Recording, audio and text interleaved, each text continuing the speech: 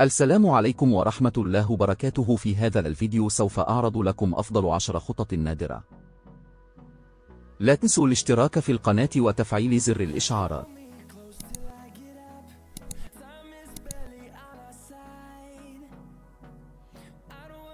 أول خطة هي في الدوري الفرنسي الدرجة الثانية، وهذه هي الفريق.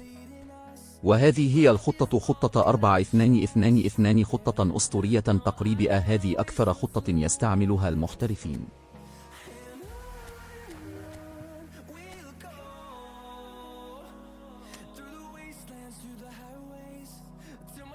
ثاني خطة هي في الدوري الفرنسي الدرجة الثانية أيضا، وهذه هي الفريق.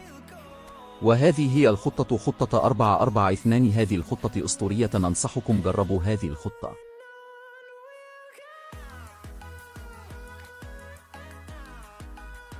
ثالث خطة هي خطة فريقة مانشستر سيتي، خطة 4-2-3-1. هذه الخطة تعتمد على أسلوب لعب العرضيات. إذا كنت متمكن في لعب العرضيات انصحك أن تجرب هذه الخطة.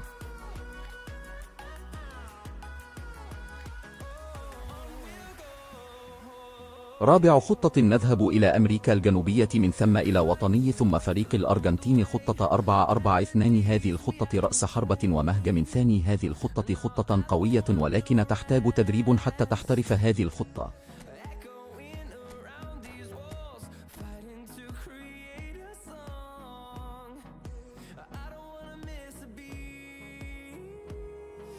خامس خطة، خطة 4-1-2-3. هذه خطة أساسية. هذه الخطة خطة هجومية، 2 أيامف ورأس حربة وجناحين.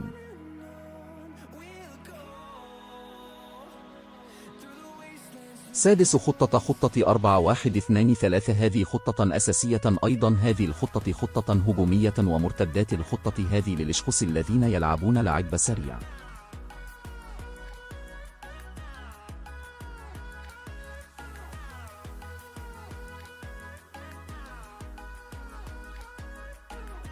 سابع خطة، خطة 3-2-3-2. هذه خطة أساسية أيضا. هذه الخطة خطة هجومية. الخطة هذه نادرة، احفظوها عندكم قبل أن تنحذف.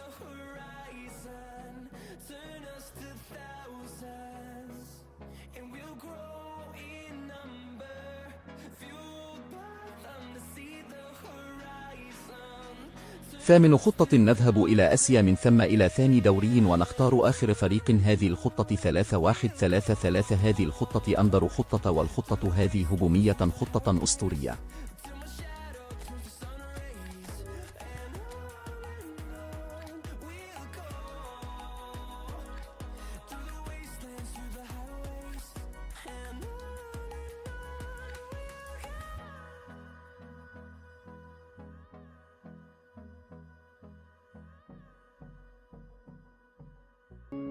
وهكذا نصل إلى نهاية الفيديو. لا تنسى إذا عجبك الفيديو أن تشترك في القناة وتفعيل زر الإشعارات. ولا